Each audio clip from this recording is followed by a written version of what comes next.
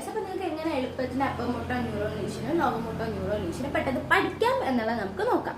അപ്പോൾ ഇത് മെയിനായിട്ട് ഇതിന്റെ ഡിഫറൻസ് വരാന്ന് വെച്ച് കഴിഞ്ഞാൽ ഒന്നെങ്കിൽ ഇതിന്റെ ടോണ് റിഫ്ലെക്സിലായിരിക്കും കൂടുതലും അപ്പർ മോട്ടാറും ലോവർ മോട്ടാറും ഡിഫറൻസ് കാണിക്കുക. അപ്പൊ നമ്മൾ മെയിനായിട്ട് നോക്കേണ്ടത് ഏതൊക്കെ സ്ട്രക്ചേഴ്സ് അഫക്റ്റ് ആയി എന്നുള്ളത് നോക്കണം. പിന്നെ നമ്മുടെ മസിൽ ടോണിൽ അല്ലെങ്കിൽ നമ്മുടെ റിഫ്ലെക്സിന് അവിടെ എന്ത് പറ്റി അതിന്റെ അടിസ്ഥാനത്തിലാണ് നമ്മൾ അപ്പർ മോട്ടോർ ന്യൂറോൺ ലീഷൻ ആണെന്നും ലോവർ മോട്ടോർ ന്യൂറോൺ ലീഷൻ ആണെന്നും കണ്ടുപിടിക്കുന്നത്.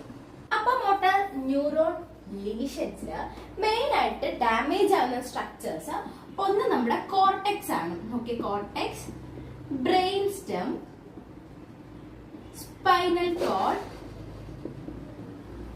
Cortico spinal tract.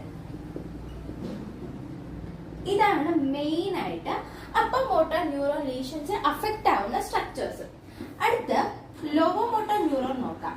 ലോവർ മോട്ടോർ ന്യൂറോണിൽ അഫക്റ്റ് ആവുന്നത് anterior horn cell of the spinal cord ആണ്. അപ്പൊ anterior horn cell spinal cord affect ആവുമ്പോഴത്തേക്കും പെരിഫറൽ നെർവ്സും അഫക്റ്റ് ആവും. ഓക്കെ, പെരിഫറൽ നെർവ്സും അഫക്റ്റ് ആവും. ചില കണ്ടീഷൻസിൽ ക്രേനിയൽ നെർവ് പോലെ അഫക്റ്റ് ആവാനുള്ള ചാൻസസ് കൂടുതലാണ്. സോ ക്രേനിയൽ നെർവ് മെയിൻ ആയിട്ട് അഫക്റ്റ് ആവാന്ന് വെച്ചാൽ ഫേഷ്യൽ നെർവ് ആണ് കൂടുതൽ അഫക്റ്റ് ആവുക. അത് നമ്മുടെ ഫേഷ്യൽ പാൽസിക്ക് ലീഡ് ആവും. ഓക്കെ, ഫേഷ്യൽ പാൽസി പോലുള്ള കണ്ടീഷൻസിൽ ക്രേനിയൽ നെർവ് അഫക്റ്റ് ആവാം. ഓക്കെ, ക്രേനിയൽ നെർവ് അഫക്റ്റ് ആവുക ലോവർ മോട്ടോർ ന്യൂറോൺ ലീഷന്റെ കാര്യത്തിൽ മാത്രമല്ല, some condition in both upper and ലോവറിന്റെ കാര്യത്തിൽ നമുക്ക് cranial nerve will be affected. Okay, like Bell's palsy and facial palsy. So upper മോട്ടാറിന്റെയും ലോവർ മോട്ടാറിന്റെയും മെയിൻ ഡിഫറൻസ് എന്ന് പറയുന്നത് അതിന്റെ ടോണിലും റിഫ്ലെക്സിലുമാണ്. അപ്പൊ ടോൺ എന്ന് പറയുമ്പോഴത്തേക്കും അപ്പർ മോട്ടാർ ന്യൂറോൺ ലീഷൻസില് ടോണും അതായത് റിഫ്ലെക്സും ഇത് രണ്ടും ഇൻക്രീസ് ആവുകയാണ് ചെയ്യുക.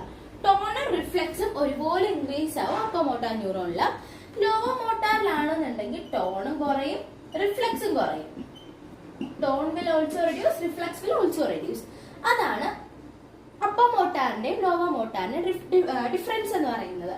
ഇനി അപ്പർ മോട്ടാർ ന്യൂറോണില് നമ്മുടെ ന്യൂറോൺ ലീഷനിൽ നമ്മളെ ടോൺ ഇൻക്രീസ് ആവുകയാണെങ്കിൽ നമ്മൾ അതിനെ സ്പാസിസിറ്റി എന്ന് വിളിക്കും. ഓക്കെ, ഇനി അടുത്ത് ലോവർ മോട്ടാറിന്റെ കണ്ടീഷൻസിൽ ടോൺ ഡിക്രീസ് ആവുന്നതിനെ നമ്മൾ ഫ്ലാസിഡിറ്റി എന്ന് വിളിക്കും.